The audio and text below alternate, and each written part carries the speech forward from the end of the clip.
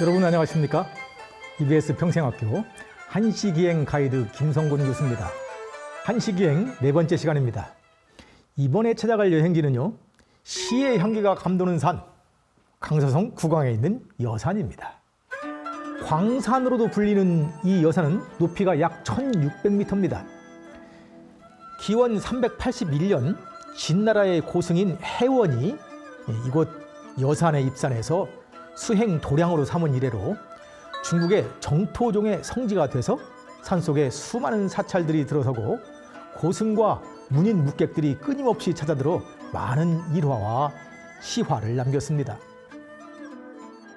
독림사의 백년사지, 서림사의 고탑, 그리고 주자가 경악을 강론한 백록동서원, 도연명이 살았던 정절서원, 그리고 이백이 비류직하 삼천장이라고 싶었던 폭포천, 폭포죠.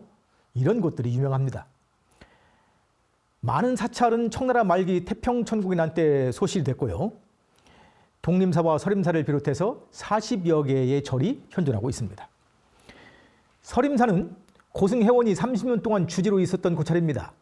세월을 따라 부침을 거듭하면서 쇠락했지만 오래된 고탑이 아직도 높이 솟아 있어서 이 이름난 사찰의 건재함을 보여줍니다.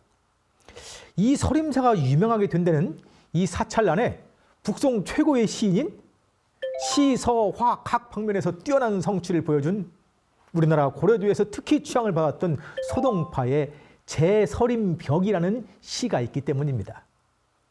서림사 벽에 시를 쓰다라는 뜻의 이 칠원절구는 40대 중반에 정치적 핍박을 받고 유배지를 가던 중에 벗과 함께 이곳 여산에 올랐을 때 쓴 것입니다. 여산을 두루유람하면서 몇 편의 시를 썼는데요. 이 시는 여산유람의 총결이라고 할 수 있습니다. 흥간성령 측성봉 원근고저 각부동 불식여산 진면목 지연신제 자산중 서림사 벽에 쓰다. 흥간성령 측성봉 가로로 보면 산맥이요 옆으로 보면 봉우리 원근고저 각부동 원근고저 각기 다른 모습이구나. 불식여산 진면목 여산의 진면목을 알 수 없는 것은 지연신제 자산중 내 몸이 이 산속에 있기 때문이 아닌가.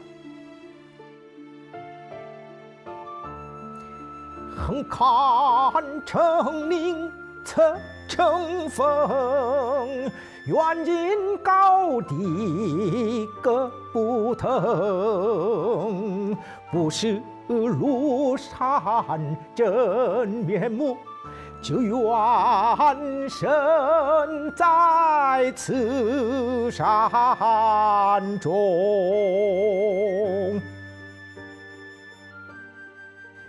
여산의 뛰어난 명승을 두루유람하면서 그 기암과 수려함을 마음껏 감상하던 소동파는 그 천재적인 필력으로도 여산의 모습을 일관해낼 수가 없었습니다. 남북으로 뻗은 여산은 멀리서 가로로 보면 산맥처럼 이어지는데 가까이 다가가면 높은 봉우리입니다. 높은 데서 내려다보는 풍경, 낮은 데서 올려다보는 풍경이 각각 다릅니다. 웅, 기, 험, 수, 웅장한 산세, 기이한 봉우리, 험한 절벽과 수려한 폭포, 각각의 절경이 만들어내는 무한한 감동이 사람을 극도로 황홀하게 만듭니다.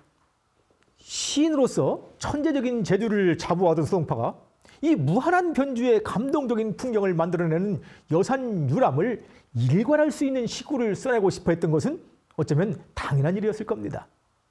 원근고저, 멀리에서 가까이에서, 높은 데서 낮은 데서 소동파는 자신의 뛰어난 문학적 감각과 표현력으로 여산의 진면목을 묘파하려고 무진 애를 썼을 겁니다. 하지만 애를 쓰면 쓸수록 여산의 진면목은 숨어버리고 그의 필설의 형용에 걸려든 것은 그저 여산의 한 부분일 뿐입니다. 자신의 언어의 한계를 절감한 시인이 어느 한순간에 깨닫습니다. 오호라! 여산의 진면목을 끝내 알 수가 없었던 까닭이 바로 내가 이 여산 속에 있었기 때문이로구나.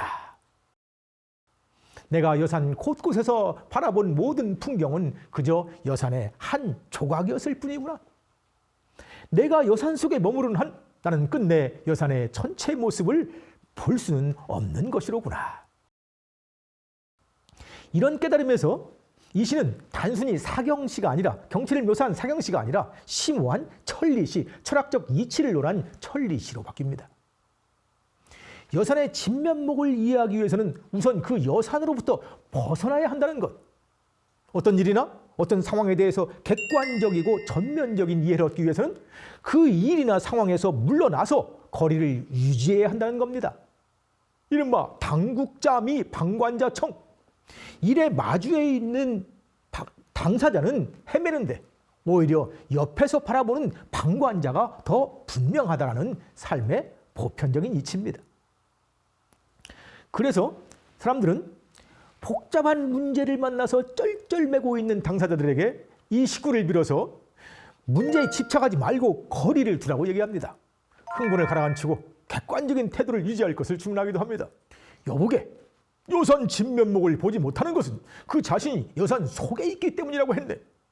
자네가 처해 있는 상황의 진실을 보려면 그 상황으로부터 일단 벗어나야 하지 않겠는가?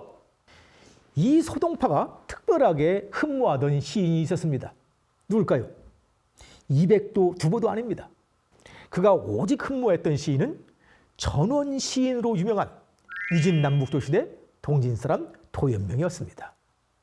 이 소동파가 그토록 존경하며 흠모했던 시인 도연명의 고향이 바로 이 여산자락에 있습니다. 여산은 도연명을 낳고 도연명의 시를 길러낸 어머니입니다. 도연명의 아름다운 전원시에 종종 등장하는 남산은 바로 이 여산입니다. 부귀영화를 사모하지 않고 안빈낙도의 삶을 살아낸 도연명의 삶, 그리고 그러한 삶으로 써낸 시를 한마디로 말하자면 진실됨, 진참된입니다. 도연명의 일생은 이 진실함을 지켜내기 위한 싸움이었습니다. 누구나 꿈꾸는 벼슬길로 나갔어도 그것이 진실한 삶을 위협하게 되면 언제나 관인을 내팽개치고 전원으로 돌아왔습니다. 그는 이 공간에서 진실하고 소박한 삶을 시로서 써냈고 그 진실한 시들이 전하는 감동은 1600년을 넘는 긴 세월을 지나서도 여전히 현재 진행형 중입니다. 이 멋진 시인 도연명을 빚어낸 여산, 그 성스러운 어머니와 같은 여산에게 바치는 최고의 노래 도연명의 시 중에서 가장 이름이 높은 음주시 제5수를 볼까요? 결여제인경 이무거마환 문군 한응이 심원지 자편 채국동리하 유연견남산 산기일석가 비조상요환 차중유 친의 욕변이 망언. 술을 마시다. 결여제인경 사람들 사는 곳에 오두막집 엮었으나 이무거마환 수레와 말에 시끄러움이 없도다. 문군 한응이 묻노니 그대는 어떻게 그럴 수 있는가? 심원지 자편 마음이 멀어지니 땅은 절로 외지는 법.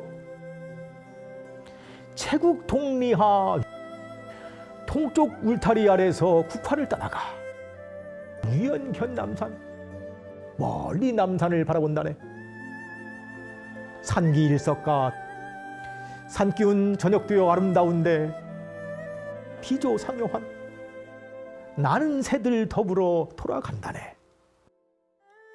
차중유 친의 이 가운데 참된 뜻이 있으려니 욕변 이 망언 따져서 말하려다가 나는 이미 말을 잊었노라.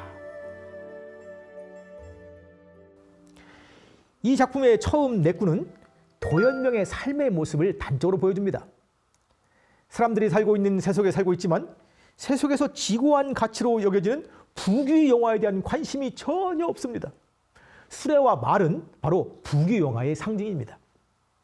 그런 그의 모습은 마치 세속을 떠나 깊은 산속에 살고 있는 세상을 등진 은자의 모습입니다. 사람들이 묻습니다. 그대는 세속에 살면서도 어떻게 세속의 가치를 부정하며 사는가? 혹시 그대의 삶은 유선이 아닌가? 군자연, 은자연하는 유선자의 모습은 아닌가? 혹시 유선은 아닐지라도 이렇게 살면 너무 고달프지 않겠는가? 차라리 그럴 바에야 깊은 산중으로 들어가서 은자의 세계에서 은자답게 사는 것이 낫지 않겠는가? 세속의 질문에 도현명이 답하는 것이 제4구입니다. 마음이 멀어지면 땅은 절로 옮기는 법. 내가 비록 세속에 몸을 두고 있으나 마음이 세속의 지고의 가치인 부귀영화에서 이미 멀어져 있으니 내가 사는 곳이 어디든 그곳이 화려한 왕궁이든 복잡한 저작거리든 그곳은 내게 저 깊은 산중과 다름이 없다네. 은자들이 깊은 산중 의진 곳을 찾는 것은 세속의 가치로부터 자신을 지키기 위함인데 나는 이미 세속의 가치에서 마음이 멀어졌으니 구태여 깊은 산중을 찾을 필요가 없다는 말입니다. 도현명의 이런 차원은 은거의 최고의 경지입니다.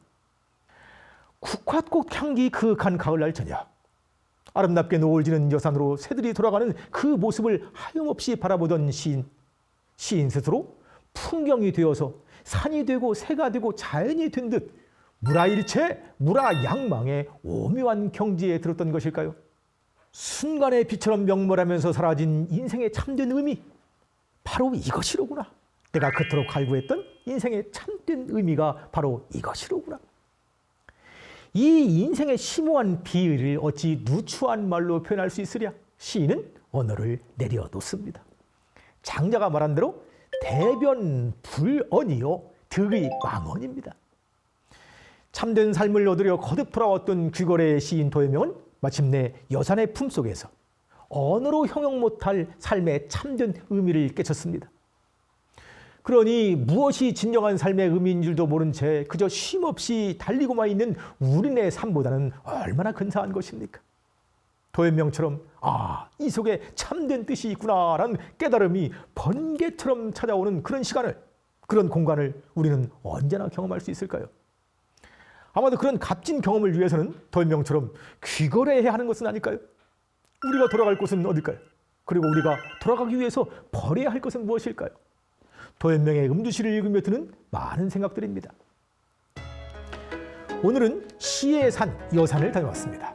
설인사에 들러 북송 최고의 시인 소동파가 남긴 천리시도 읽고 슬과 국화의 시인 도현명의 자취를 찾아서 그의 진솔한 삶의 경의를 표하기도 했습니다.